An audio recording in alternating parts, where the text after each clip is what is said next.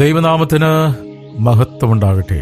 ഇന്നത്തെ നമ്മുടെ ചിന്താവിഷയം ലവ് വിതൗട്ട് മെഷർ, അളവുകളില്ലാത്ത സ്നേഹം. എബ്രായ ലേഖനം 2-ാം അധ്യായം 7-ാം വാക്യം. Hebrews chapter 2 verse 7. You made him for a little while lower than the angels. You have crowned him with glory and honor. നീ അവനെ ദൂതന്മാരെക്കാൾ അല്പം മാത്രം താഴ്ത്തി തേജസ്സും ബഹുമാനവും അവനെ അണിയിച്ചിരിക്കുന്നു. നിന്റെ കൈകളുടെ പ്രവൃത്തികൾക്ക് നീ അവനെ അധിപതിയാക്കി. ആമേൻ. ഞങ്ങളുടെ പാറയും വീണ്ടെടുപ്പാനുമായ കർത്താവേ, ഞങ്ങളുടെ അധരത്തിലെ ഓരോ വാക്കുകളും ഹൃദയത്തിലെ ധ്യാനവും തിരുസന്നിധിയിൽ പ്രസാദകരമായിരിക്കുവാൻ പരിശുദ്ധാത്മാവ് ദൈവമേ ഞങ്ങളെ സഹായിക്കണം, ഞങ്ങളെ പഠിപ്പിക്കണം. അവിടുന്ന് അങ്ങനെ ചെയ്യുന്നതിനായി നന്ദി. അനുഗ്രഹിച്ചനായി സ്തോത്രപ്പ, യേശുവിൻ നാമത്തിൽ തന്നെ. ആമേൻ. അളവുകളില്ലാത്ത സ്നേഹം. ഈ ലോകത്തിൽ അളവുകളില്ലാത്തതും അതിരുകളില്ലാത്തതുമായ ഒരു സ്നേഹമേ ഉള്ളൂ, ഒരേ ഒരു സ്നേഹം. ആ സ്നേഹം ദൈവസ്നേഹമാകുന്നു. മനുഷ്യന് വേണ്ടിയാണ് ദൈവം ഈ പ്രപഞ്ചം ഇത്ര മനോഹരമായി സൃഷ്ടിച്ചത്. മനുഷ്യനെ സൃഷ്ടിച്ചതും അതിമനോഹരമായി തന്നെ, സ്വന്തം രൂപത്തിലും സ്വന്തം ഭാവത്തിലും. ദൂതന്മാരെക്കാൾ അല്പം മാത്രം താഴ്ത്തിയാണ് ദൈവം മനുഷ്യനെ സൃഷ്ടിച്ചത്, മെനഞ്ഞെടുത്തത്. ദൈവം ആദിമാതാപിതാക്കളോടൊപ്പം നടന്നിരുന്നു. അവർ പാപം ചെയ്ത് ദൈവത്തിൽ നിന്ന് അകന്നു പോയപ്പോഴും ദൈവം അവരെ തേടി ഭൂമിയിലേക്ക് ഇറങ്ങി വന്നു. ഫിലിപ്പിയർ 2-ാം അധ്യായത്തിന്റെ 6 മുതൽ 8 വരെയുള്ള തിരുവചനത്തിൽ വളരെ വ്യക്തമായിട്ട് നമ്മെ തേടി വന്ന ദൈവത്തെ കാണാൻ സാധിക്കും. Philippians chapter 2 verse 6. Who though he was in the form of God did not count equality with God a thing to be grasped. അവൻ ദൈവരൂപത്തിലിരിക്കെ ദൈവത്തോടുള്ള സമസ്ത മുറുകെ പിടിച്ചുകൊള്ളണം എന്ന് വിചാരിക്കാതെ ദാസരൂപമെടുത്ത് മനുഷ്യ സദൃശ്യത്തിലായി തന്നെത്താൻ ഒഴിച്ച വേഷത്തിൽ മനുഷ്യനായി വിളങ്ങി തന്നെത്താൻ താഴ്ത്തി ക്രൂശും മരണത്തോളം തന്നെ അനുസരണമുള്ളവനായി തീർന്നു. തന്റെ മക്കളെ രക്ഷിക്കേണ്ടത് ആവശ്യമായതിനാൽ ലോകത്തിന്റെ പാപങ്ങളെ സ്വയം വഹിച്ചു.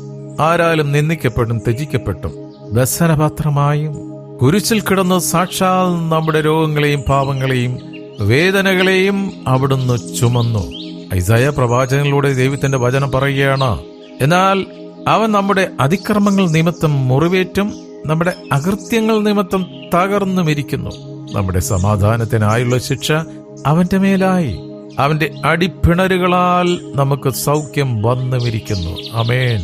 യേശുവിന്റെ നാമത്തിൽ ഇപ്പോൾ ഹല്ലേലൂയ. രോഗാവസ്ഥയിലായിരിക്കുന്ന മക്കൾ എന്നെ കേൾക്കുന്നെങ്കിൽ ഹല്ലേലൂയ ഈ വചനം ഏറ്റെടുക്കുക. ഹൃദയത്തിൽ ഹല്ലേലൂയ ഏറ്റുപറയുക, കർത്താവിന്റെ അടിപ്പിണരുകളാൽ എനിക്ക് സൗഖ്യം വന്നുമിരിക്കുന്നു, എനിക്ക് സൗഖ്യം വന്നുമിരിക്കുന്നു, എനിക്ക് സൗഖ്യം വന്നുമിരിക്കുന്നു. യേശുവിന്റെ നാമത്തിൽ ആ പൂർണ്ണ സൗഖ്യം വിടുതലും ഇപ്പോൾ തന്നെ നടക്കട്ടെ. ആമേൻ, ആമേൻ.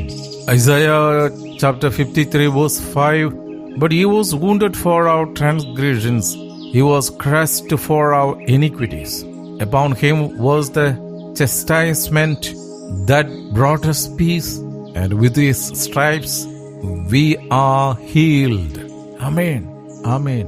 കർത്താവിന്റെ ശരീരത്തിൽ ഉഴവുചാലുകൾ കീറി അതിൽ നിന്നും സകല പാപങ്ങളെയും കഴുകിക്കളയുന്ന തിരുരക്തമൊഴുകി. ആ അടിപ്പിണരുകളാൽ നമുക്ക് സൗഖ്യം വന്ന് കഴിഞ്ഞിരിക്കുന്നു. യെശയ്യാ പ്രവാചകൻ അനേക വർഷങ്ങൾക്ക് മുമ്പ് എഴുതിവെച്ച ഈ പ്രവചനം നിവൃത്തിയാകുന്നത് യേശുവിന്റെ ശിഷ്യനായ മത്തായിയും സുവിശേഷത്തിൽ ഇത് രേഖപ്പെടുത്തിയിട്ടുണ്ട്. Matthew chapter 5 verse 17.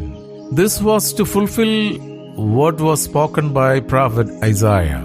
He took our illness and bore our diseases. അവൻ നമ്മുടെ ബലഹീനതകളെ എടുത്ത് വ്യാധികളെ ചുമന്ന് എന്ന് യെശയ്യാ പ്രവാചകൻ പറഞ്ഞത് നിവൃത്തിയാകുവാൻ തന്നെ. വിശുദ്ധ പത്രോസ് ശ്ലീഹായിലൂടെ വീണ്ടും പരിശുദ്ധാത്മാവ് ആ വചനം ആവർത്തിക്കുകയാണ്. 1 Peter chapter 2 verse 24.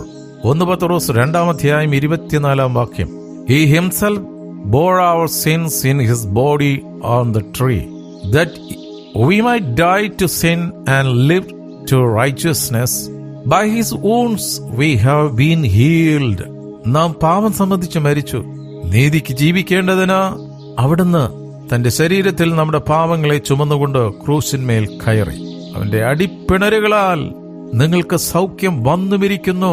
ആമേൻ. യേശുവിന്റെ നാമത്തിൽ അങ്ങനെ സംഭവിക്കട്ടെ, അങ്ങനെ സംഭവിക്കട്ടെ. നമ്മൾ കുറ്റം ചെയ്തതിനാലാണ് താൻ അടികൊണ്ടത്. ഏതെന്നിലെ മനോഹരമായ കനി ഭക്ഷിച്ചതുകൊണ്ടാണ് താതൻ കയ്പ് കുടിച്ചത്. അവസാന തുള്ളി വരെ രക്തം ചൊരിഞ്ഞത് നമുക്ക് ജീവൻ നൽകുവാനായി.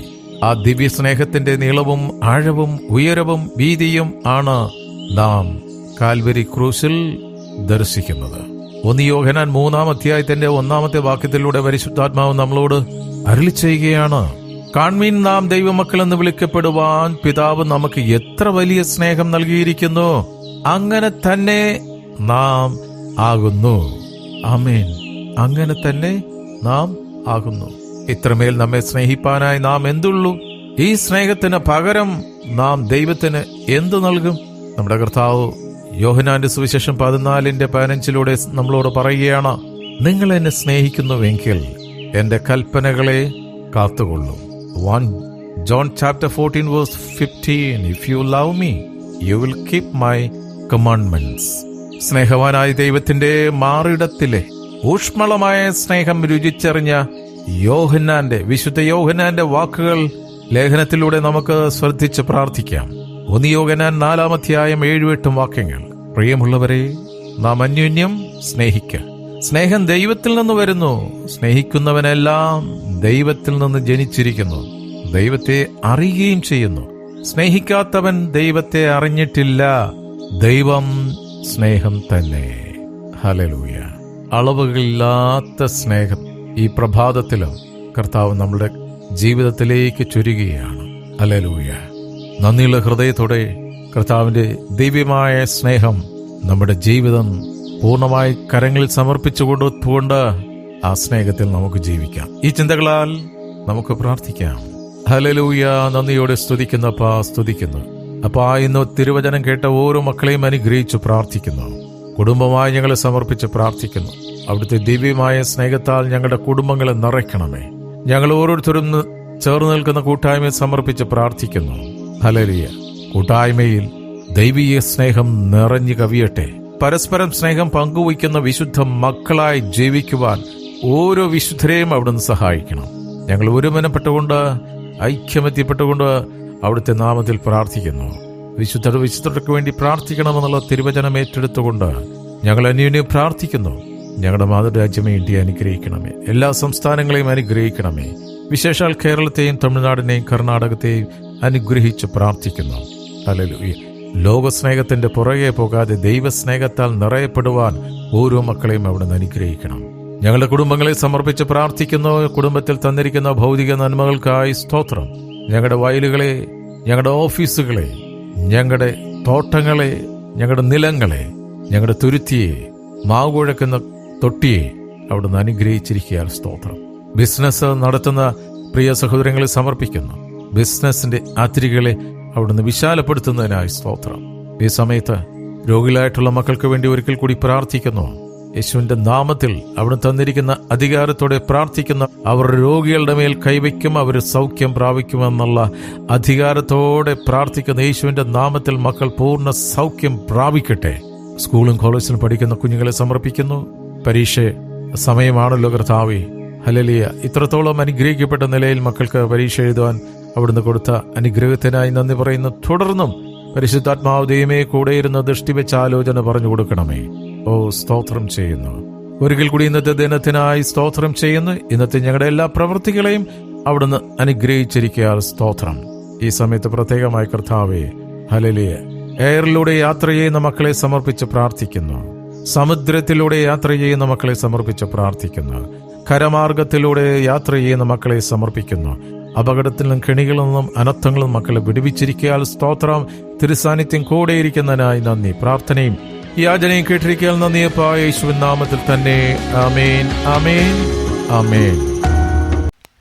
നിങ്ങൾ ഇപ്പോൾ കേട്ട ഈ സന്ദേശം നിങ്ങൾക്ക് അനുഗ്രഹമായി എന്ന് ഞങ്ങൾ വിശ്വസിക്കുകയാണ്. പ്രാർത്ഥനകൾക്കും കൂടുതൽ വിവരങ്ങൾക്കുമായിട്ട് ഞങ്ങളെ വിളിക്കുക. എല്ലാ ദിവസവും പ്രഭാതത്തിലും വൈകുന്നേരവും അനുഗ്രഹിക്കപ്പെട്ട സൂം മീറ്റിങ്ങുകൾ നടന്നു വരുന്നു. ഇതിൻ്റെ ലിങ്ക് ID ലഭ്യമാകുവാൻ ഈ കാണുന്ന നമ്പറിൽ നിങ്ങൾക്ക് ബന്ധപ്പെടാവുന്നതാണ്. ദൈവം എല്ലാവരെയും ധന്യമായി അനുഗ്രഹിക്കുമാറാകട്ടെ.